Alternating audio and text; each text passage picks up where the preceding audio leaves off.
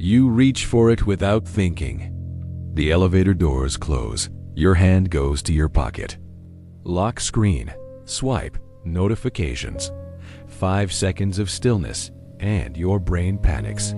Not because something is wrong outside, but because something is waking up inside. You do it at red lights, in bed, everywhere. You are terrified of being alone with your own thoughts. So you sedate them endlessly, and then you wonder why life feels flat. Why nothing excites you for more than a day. Boredom isn't a lack of stimulation. Boredom is the moment your brain tries to grow, and you keep killing it. Let's talk about the biology of your soul. Your brain processes pleasure and pain in the exact same location. Imagine a balance scale.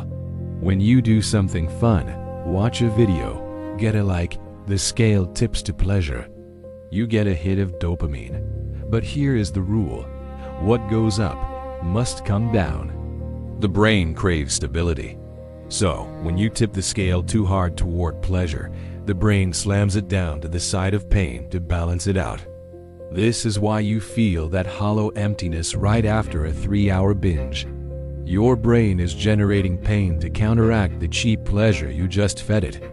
Now, look at your life. You are dripping dopamine all day long. Click, scroll, reward. To keep the balance, your brain is permanently leaning on the pain button. You are walking around in a state of chronic dopamine deficit. Anxious for no reason. Depressed, not because life is bad, but because you have broken the scale. This is where you might push back. I'm not addicted, you say. I'm just informed. I multitask. Sounds noble, but let's be honest. If you can't sit in a chair for 10 minutes without touching your phone, that's not productivity. That's compulsion. If you reach for stimulation the moment a task gets hard, you're not optimizing, you're escaping.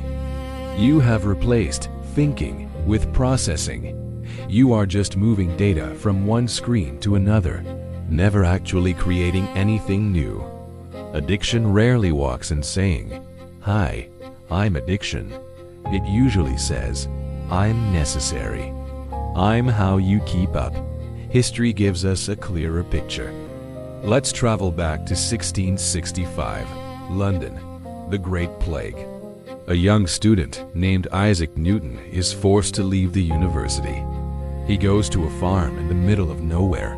No professors, no libraries, just an empty farmhouse and endless silence. For modern people, this would be hell. But for Newton, it was the year of wonders. In that silence, his mind began to boil. Without Google to answer his questions, he had to derive the answers from scratch. In 1 year, sitting in boredom, he invented calculus and discovered gravity. He didn't do this because he was busy. He did this because he was bored. Boredom was the vacuum that pulled the genius out of him. Ideas weren't created in a browser with 27 tabs open. They were born in the quiet. So, you want to reclaim that power? I want to walk you through exactly what happens when you try to stop. Imagine you decide to sit in a room for 30 minutes. No phone. Minutes 1 to 5. Novelty. It feels nice. You feel calm. Minutes 5 to 10. The itch begins. Your hand twitches. Your brain starts bargaining. Just one check. This is the phantom vibration. Your neural pathways are screaming. Minutes 10 to 20. The pain. This is where 99% of people quit. The silence starts being loud. You feel physical agitation. This is your brain tipping the scale back, generating anxiety to force you to pick up the device. Minutes 20 to 30. The break. If you stay. If you refuse to move, something shifts. The agitation dissolves. And suddenly, the fog lifts. Your thoughts start to stretch out. You start thinking in chapters, not clips. You remember who you are. You can't think your way out of this. You have to train your brain out of it. Here is the protocol, the 30-minute wall. Once a day, pick a time where you will do nothing. No phone, no music, just sitting. The first 10 minutes will feel like torture. That is the wall. You must stare at the wall until it disappears. When you push through, you are teaching your physiology a lesson. I do not need external input to survive. Why does this matter? Because we are entering a new era. The world is splitting into two species. Species A, the dopamine zombies, consumers, batteries for the algorithm. Species B, the deep thinkers, the ones who can focus for 4 hours straight.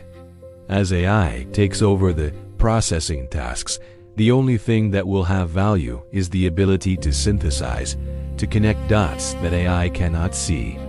And that only happens in the quiet. While they are scrolling, you are strategizing. While they are reacting, you are building.